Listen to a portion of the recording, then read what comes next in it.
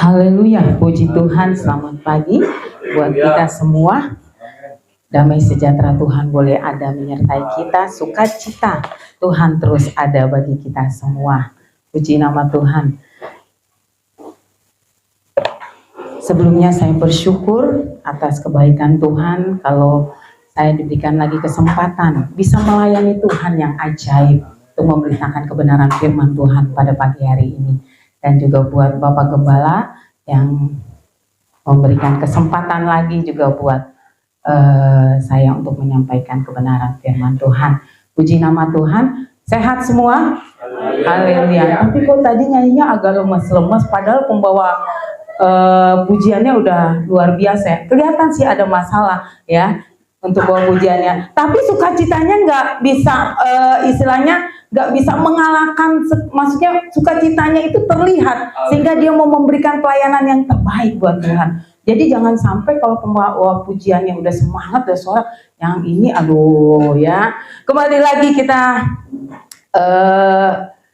diingatkan lagi untuk kebenaran firman Tuhan pada pagi hari ini. Pas banget dengan lagu-lagu pujian-pujian yang dinaikkan oleh Bapak Andreas.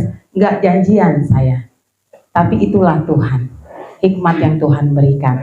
Jadi pada hari ini Tuhan berikan lagi firman di mana Tuhan mengingatkan ketika kita bersyukur ada pertolongan Tuhan nyata. Ya, sebagai manusia kita selalu akan ada masalah dan tantangan. Pergumulan akan terus ada selagi kita ada di bumi ini. Tapi kembali lagi, apa yang kita kerjakan di bumi menentukan hidup kita nanti. Ya, kita kemana? Ke surga atau ke neraka? Jadi gunakan segala kesempatan yang Tuhan berikan selama kita hidup, berikan yang terbaik, naikkan terus pujian syukur kita kepada Tuhan. Puji Tuhan. Pada siang hari ini kita akan kembali dikuatkan oleh kebenaran firman Tuhan yang terambil dari Mazmur 138 ayat 1 sampai 8. Mazmur 138 ayat 1 sampai 8.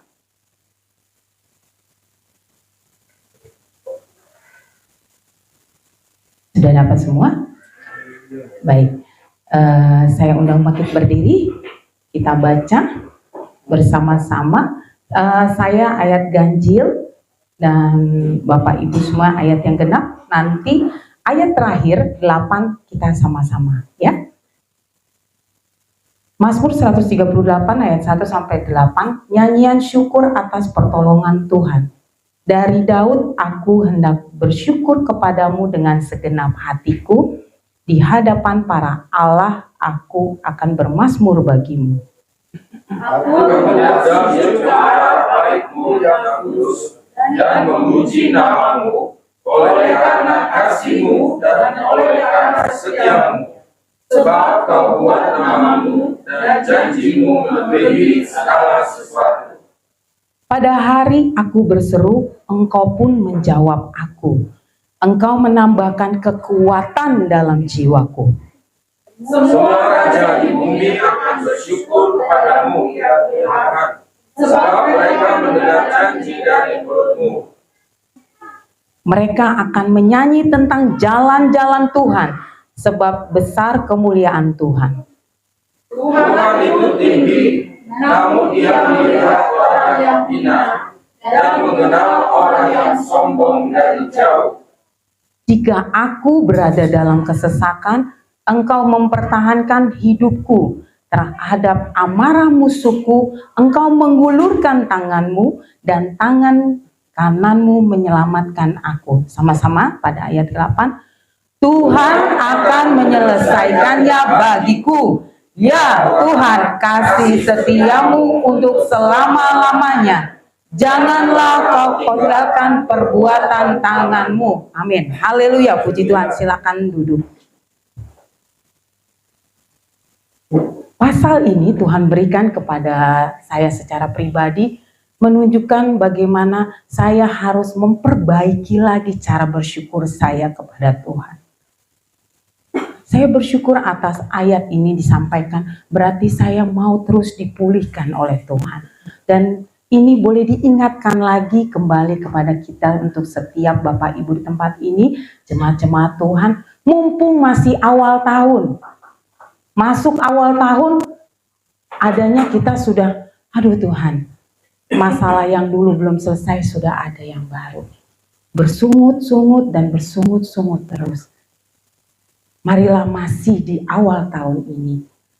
Ingat, di saat kita bersyukur, percaya pertolongan Tuhan itu akan ada dalam setiap kehidupan kita. Latar belakang dari Mazmur 138 ini, kita tahu Mazmur adalah kitab yang ditulis nyanyian Mazmur oleh Raja Daud. Ya, Mazmur yang berisi merupakan ungkapan syukur Daud yang begitu luar biasa kepada Tuhan yang selalu membela kehidupannya. Ya, Mazmur ini ditulis diungkapkan pada saat dia di bait suci, dan ucapan syukur atas keselamatan yang Tuhan berikan kepada Daud ketika dia menghadapi satu permasalahan yang besar, yaitu pada saat dia menghadapi bangsa Filistin. Ya, sehingga Daud dengan kehidupannya, peristiwa-peristiwa yang dia izinkan, dia boleh menikmati pengalaman-pengalaman iman bersama Tuhan. Di mana pengalaman itu dia boleh melihat pertolongan Tuhan itu selalu ada dan tepat pada waktunya. Ada amin? Amin. Puji Tuhan. Kalau misal di sini kita tahu pada saat itu Daud anak yang masih muda, masih istilahnya berumur 30 tahun. Tapi sudah Tuhan pakai luar biasa. Tuhan sudah berikan hikmat yang luar biasa. Sehingga di saat dia diperhadapkan melawan bangsa Filistin, secara manusia dia pasti dia takut. Ya. Coba kita buka di 2 Samuel 5 ayat 17 sampai 25. 2 Samuel 5 ayat 17 sampai 25. Perikop ini tertulis Daud memukul kalah orang Filistin. Saya baca di 2 Samuel 5 ayat 18 sampai 20 saja. Ketika orang Filistin itu datang dan memencar di lembah Feraim, jadi dia sudah terkepung pada saat itu. Sudah tidak bisa ke depan, ke belakang, kiri, kanan, nggak bisa lagi. Ya, bertanyalah Daud kepada Tuhan, apakah aku harus maju melawan orang Filistin itu? Akan kau serahkankah mereka ke dalam tanganku? Tuhan menjawab, saking dia dekat dengan Tuhan, dia boleh merasakan Tuhan langsung menjawab dan menyatakan, majulah, sebab aku pasti akan menyerahkan orang Filistin itu ke dalam tanganmu. Lalu dengan iman, dengan hikmat yang Tuhan berikan, lalu datanglah Daud di Baal Perasim dan memukul mereka kalah di sana. Berkatalah ia, Tuhan telah menerobos musuhku di depanku seperti air menerobos. Sebab itu orang menamakan tempat itu Baal Perasim. Peristiwa itu merupakan pengalaman iman Daud bersama Tuhan yang dimana dia hanya bergantung kepada Tuhan. Apakah kita seperti itu saat ini? Apakah kita masih mengandalkan kekuatan pikiran kita? Sehingga kok sepertinya tidak ada jalan, tidak ada jawaban dalam setiap kehidupan kita. Pada 2 Samuel 5 ini, kalau kita baca dari awal, itu Daud menjadi raja atas seluruh bangsa Israel. Jadi Daud pada saat itu belum jadi raja. Tapi Daud sudah diurapi Tuhan ketika dia berumur sekitar masih remaja lah, 15-17 tahun. Begitu panjang waktu yang Tuhan berikan sehingga dia boleh menjadi raja. Dari umur 15, sekitar 15-17 tahun dia sudah tahu akan jadi raja. Janjinya sudah Tuhan nyatakan. Tapi dia nggak bersungut-sungut, Tuhan ini udah berapa tahun loh saya lewati. Tapi kok belum ada tanda-tanda saya jadi raja. Kalau kita manusia setahun Tuhan belum jawab, 2 tahun belum dijawab. Tante, ini udah surat yang kertas yang ketiga nih yang saya tulis. Belum ada jawaban, kayaknya udahlah saya menyerah. Ada nggak kita seperti itu? Jangan. Karena waktu Tuhan pasti adalah yang terbaik dalam setiap kehidupan kita. Ya, tidak pernah terlambat dan itu pasti yang tepat bagi kita. Jadi cukup lama Daud menerima atau sudah dinyatakan sebagai raja ketika dia berumur 30 tahun. Ya, jadi sekitar lebihlah dari 10 tahun ya, cukup panjang perjalanan. Tapi Daud boleh menikmati proses yang Tuhan izinkan sehingga itu menjadi kekuatan imannya dan semakin yakin Tuhan yang dia sembah, Tuhan yang luar biasa, Tuhan yang hebat. Dengan cara apa? Dengan cara dia terus bersyukur. Bersyukur dan bersyukur. Sehingga pada saat ini saya coba belajar bagaimana cara Daud sehingga dia boleh terus dapat kemenangan dan dia boleh melihat jawaban-jawaban doanya dia Tuhan nyatakan. Makanya saya coba ambil bagaimana cara mengucap syukur dengan benar. Mungkin kita sudah berusaha untuk melakukan pujian syukur kita kepada Tuhan. Tiap pagi kami berdoa, tiap hari saya berbuat baik, tiap hari saya tetap melakukan yang baik. Tapi kenapa doa-doa saya, pertolongan Tuhan seperti tidak ada? Ada 5 hal yang Tuhan ingin nyatakan di dalam Mazmur 138 ini, belajar dari Daud. Cara mengucap syukur yang benar kepada Tuhan yang pertama adalah, kita lihat di ayat yang pertama, dari Daud, aku hendak bersyukur kepadamu dengan segenap hatiku. Di hadapan para Allah, aku akan bermazmur bagimu. Yang pertama adalah dengan segenap hati. Segenap hati berarti Tuhan mau lihat ketulusan kita, nggak mau setengah-setengah. Ya, ketika kita datanglah ke gereja, tubuhnya di sini, tapi roh kita tidak sepenuhnya bersyukur pada Tuhan, nggak akan naik pujian syukur itu. Tuhan pun nggak berkenan. Tuhan itu hanya senang dipuji dan disembah dan dimuliakan, itu saja. Tapi dengan ketulusan hati, berbicara dengan hati di depan kita manusia, mungkin kita bisa lihat kita senang, kita nyanyi dengan suara yang indah, kita nyanyi dengan sepertinya sukacita. Dalam hati siapa yang tahu? Di saat kita mau mengucap syukur dengan segenap hati, hati kita harus beres. Beres dengan siapa?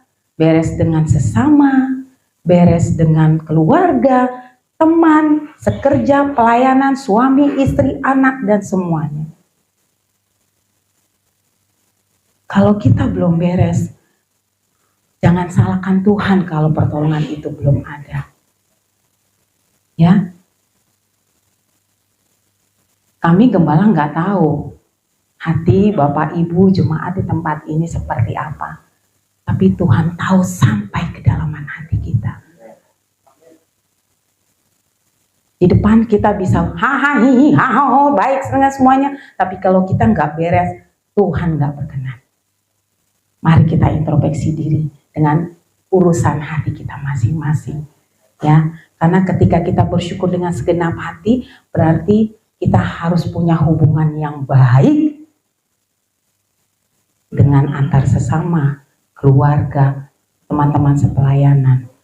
Sehingga Tuhan boleh berkenan dengan setiap pujian kita, syukur kita.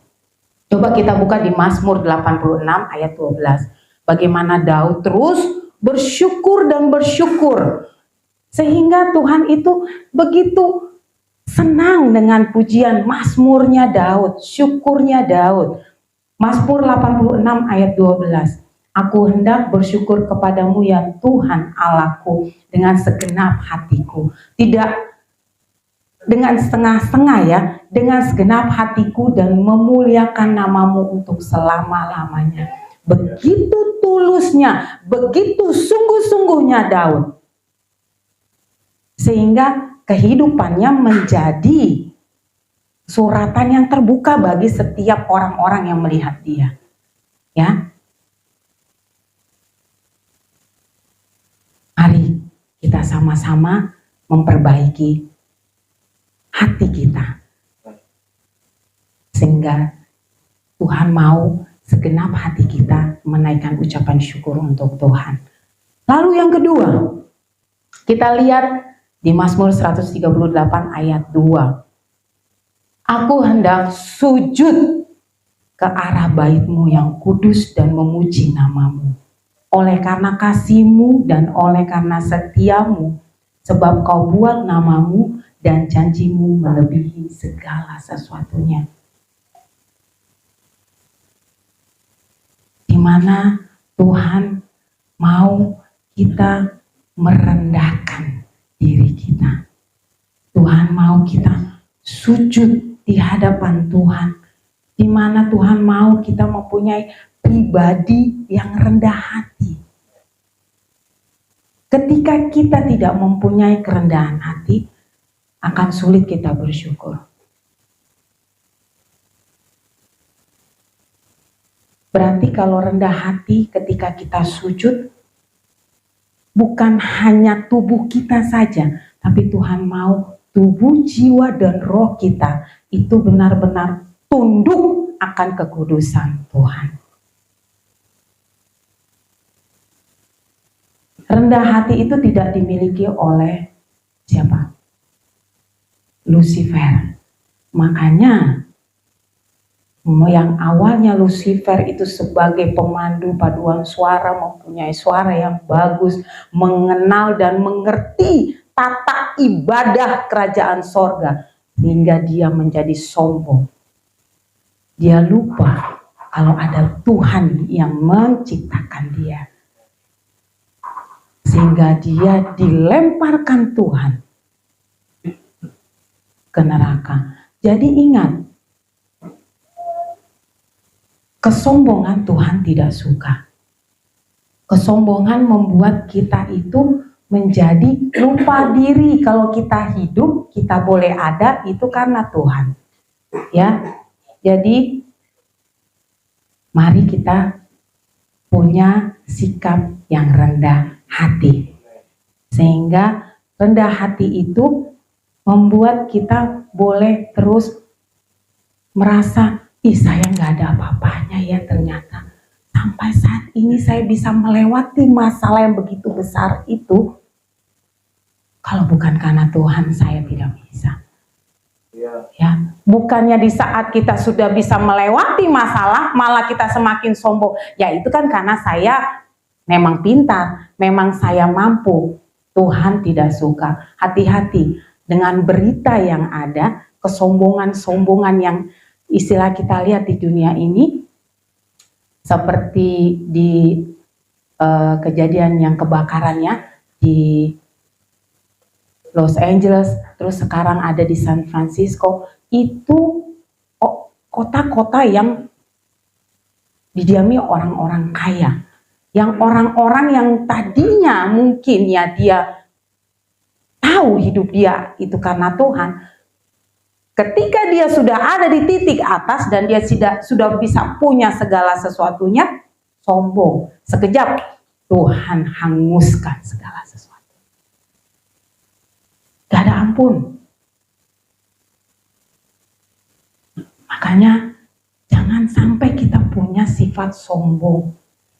Jangan sampai ada keangkuhan dalam kehidupan kita. Karena Tuhan akan jauh daripada kita. Coba kita buka di Mazmur 37 ayat 11.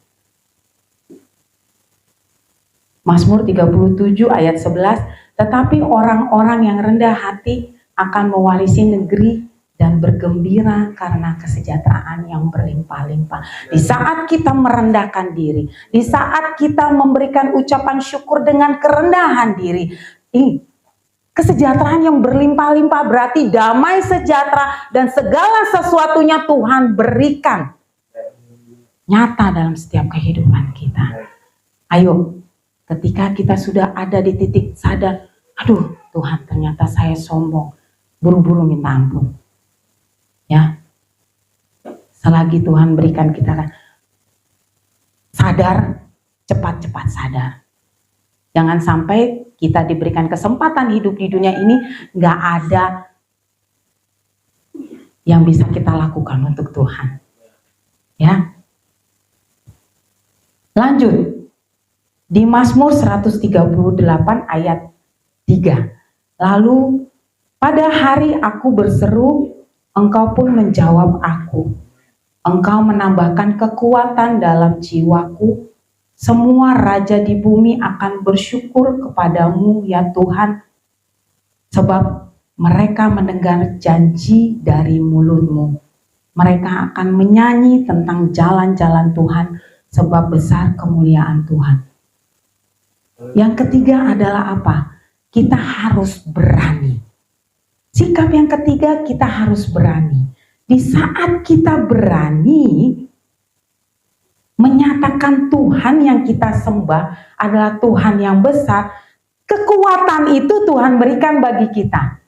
Ya, kalau kita lihat coba tadi di ayat yang pertama, ya, Raja Daud ada tertulis di hadapan para Allah aku akan bermazmur bagimu. Allah di sini adalah Allah kecil. Jadi Daud bernyanyi, bersyukur, bersorak-sorak di hadapan Allah-Allahnya bangsa Filistin yang mereka sembah.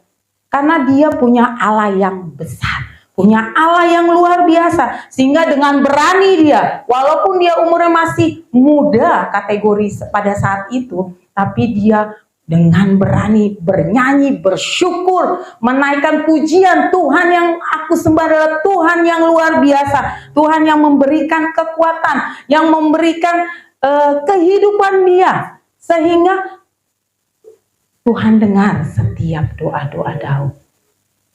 Ya, kekuatan itu bukan karena kita itu mampu. Ya, mungkin ya, kalau dalam kayak pertarungan, kekuatan didapat di saat kita berlatih, ya, itu secara jasmani.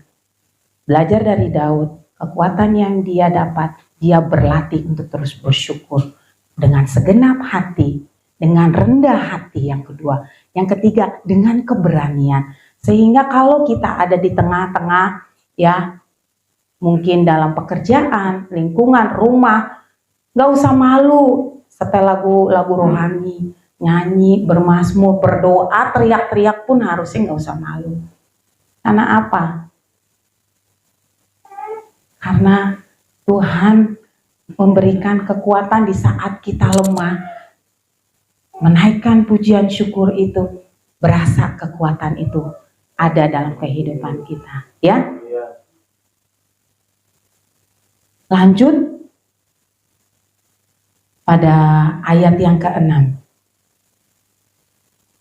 Setelah kita tahu cara bersyukur yang benar, pertama dengan segenap hati, yang kedua dengan rendah hati, yang ketiga dengan keberanian, lalu yang keempat kita coba baca di Mazmur tadi 138 ayat 6. Tuhan itu tinggi, namun ia melihat orang yang hina dan mengenal orang yang sombong dari jauh. Tuhan mau dia menjadi yang prioritas dalam kehidupan kita. Tuhan mau dia yang tertinggi dan yang dimuliakan dalam kehidupan kita. Ya. Lalu yang keempat, di mana cara kita bersyukur kepada Tuhan, yaitu di saat kita taruh Tuhan sebagai prioritas dalam kehidupan kita, berarti kita nggak punya keinginan untuk membanding-bandingkan kehidupan kita dengan orang lain. Manusia biasa membanding-bandingkan, ya, karena kadang-kadang kok saya selalu rajin ke gereja, selalu berdoa, setia dalam pelayanan, kok malah yang mereka yang tidak mengenal Tuhan, mereka yang bolong-bolong ke gerejanya, tapi kayaknya baik-baik saja hidupnya. Jangan. Semakin kita membandingkan hidup kita dengan orang lain, semakin kita sulit bersyukur. Ayo kita juga sebagai orang tua, kita diberikan kepercayaan sama Tuhan, punya anak 3, 2, jangan dibanding-bandingkan. Karena Tuhan, pada ayat ini, Tuhan tidak mau dibandingkan, disandingkan dengan Allah-Allah yang lain. Tuhan mau dia menjadi prioritas dalam kehidupan kita. Sama juga dengan saya juga nggak mau dibanding-bandingkan dengan yang lain. Paling nggak suka saya kalau Bapak Gembala menyebutkan yang dulu-dulu, ya kan? Ya, dia udah dapat yang bahenol kayak gini aja udah puji syukur harusnya ya. Begitupun saya pun Bapak Gembala nggak suka saya membanding-bandingkan. Walaupun sebenarnya saya juga pacar bisa dihitung lah ya. Ya standar kayak gini ya. Kalau Bapak Gembala bisa lah ya. Tapi saya bersyukur atas segala sesuatunya di saat kita prioritaskan Tuhan dalam kehidupan kita, sehingga kita nggak punya niat untuk membandingkan kehidupan kita atau membandingkan Tuhan kita. Kok ternyata Tuhan yang mereka sembah lebih hebat daripada Tuhan kita? Jangan, ya. Ayo kita tetap ada dengan ucapan syukur, menikmati proses-proses pengalaman-pengalaman iman yang Tuhan izinkan, sehingga ada ucapan syukur naik di hadapan Tuhan, ya. Saya tahu kelemahan Bapak Gembala tahu kelemahan saya, tapi saya tahu juga kelebihan dia. Bapak Gembala juga tahu kelebihan saya, sehingga kekurangannya itu ditutupi dengan kelebihannya. Ya, kelebihannya apa? Banyak, ya. Kekurangannya lebih banyak sebenarnya, ya. Tapi dengan kelebihannya itu mengecilkan kekurangannya. Kalau dibilang selama kami bersama-sama sudah berapa tahun Bapak Gembala? Oh, dia pasti lupa ya. Oh, ya. Nggak ingat, dia selalu ingat karena itu propos kalau tanya password gitu ya. Istilahnya terucap kadang secara manusia, oh jadi kamu maksudnya mau, oh kamu mau, gitu ya. Tapi jadi damai sejahtera itu seharian jadi hilang, ya. Nggak ada ucapan syukur, padahal pagi-pagi kami berdoa Tuhan berikan kami kasih, sukacita, damai sejahtera, tapi kadang-kadang tercetuslah pembicaraan atau kata-kata itu jadi panjang. Biasanya itu saya, ya, ibu-ibu merembet. Makanya pernah Bapak Gembala sampaikan kenapa kalau penelitian apa tuh kayaknya tulang belulang masa yang ini ya arkeolog itu banyakkan perempuan. Betul, perempuan suka mengingat masa lalu. Itu saya lagi terus tiap hari patahkan, putuskan gitu. Karena kalau Bapak Gembala maunya bawa saya ke depan, jalan ke depan, ayo maju. Jangan pernah mengingat ke belakang. Karena Tuhan yang kita sembah nggak pernah mengingat kita yang belakang. Dosa sudah Dia ampuni, selesai. Masa lalu masih ada, ya kan? Jelek banget gitu ya. Makanya ingat, kita mau sama-sama mengerti pribadinya Tuhan. Tuhan tidak pernah mengingat masa lalu, Tuhan mau memberikan masa depan yang terbaik, ya. Jadi jangan banding-bandingkan hidup kita dengan yang lain, ya.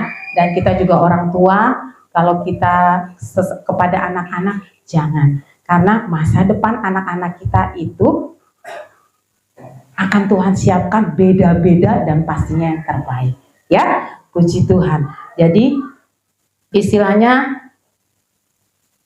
di saat kita tidak membandingkan, ada ucapan syukur naik kepada Tuhan. Lalu kita lihat di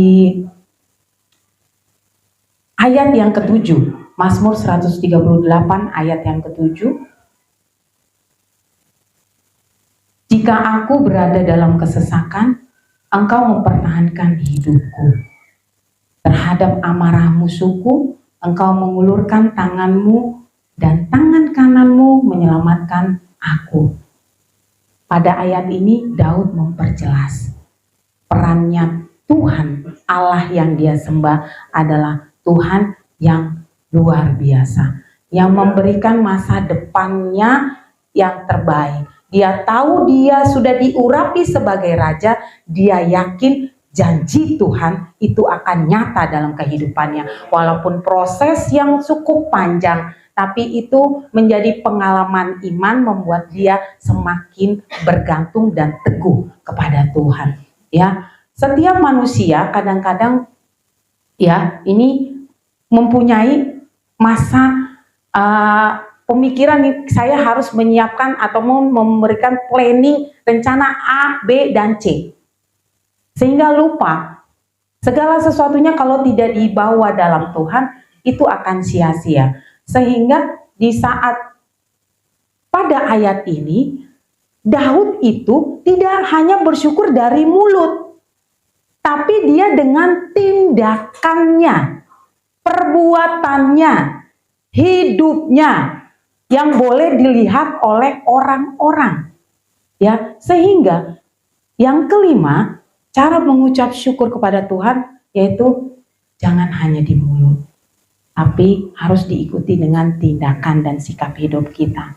Ya, kita harus mewujudkan, menghidupkan syukur kita kepada Tuhan sehingga mempunyai dampak yang baik, mempunyai dampak yang positif. Mungkin kita punya keluarga yang masih belum mau setia beribadah, belum mau setia kepada Tuhan. Tapi dengan dia lama-lama melihat kehidupan kita, sikap kita, bersyukur, terus kok dia kayaknya istilahnya sepertinya kehidupannya damai sejahtera saja, pasti dia akan terbawa secara otomatis. Kita harus tahu hidup kita adalah suratan yang terbuka yang Tuhan izinkan. Sehingga kalau kita ikut dalam kebiasaan dunia, ya, lama-lama kita juga akan ke bawah. Karena Tuhan juga nggak akan suka dengan kehidupan kita kalau nggak yang istilahnya kok nggak mulut terus di gereja bernyanyi, gereja melayani, tapi di luar keluar langkah dari gereja kembali lagi dengan kehidupannya dia yang lama. Jadi jangan ikut-ikutan lah ya dengan dunia di sana. Tolong yang anak muda, ya mungkin bukan anak muda saja ya, mungkin ada yang bapak ibu ya, jangan dibiasakan ngomong. Kalau nih nggak ngerti ya, cara bersyukur orang dunia ini saya bingung lihat ya begini. Kalau kita bersyukur kan, puji Tuhan, haleluya, Tuhan Yesus baik. Ya seperti pujian dari Bung Andre banyak, Tuhan Yesus baik walaupun ada masalah. Kalau anak sekarang, kalau lagi dapat berkat, terus ada dapat menikmati makanan aja, wih enak banget, apa sih? Emang nggak ada bahasa lain ya? Iya kan?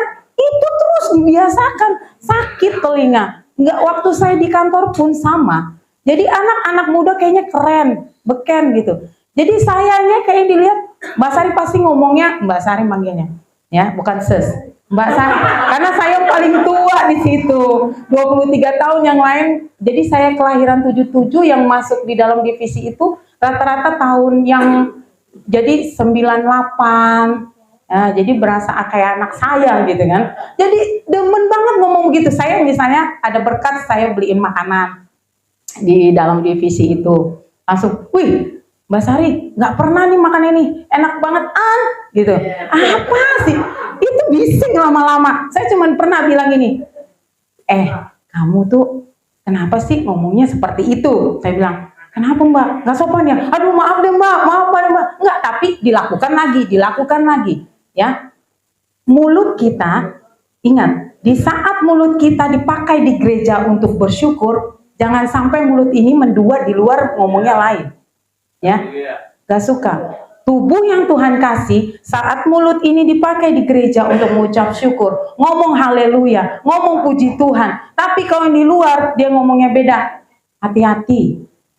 Ya, hati-hati. Serem. Ya. Jadi pakai hidup kita, ya, mulut kita dan tindakan kita juga harus sesuai dengan apa yang boleh kita naikkan kepada Tuhan. Ya.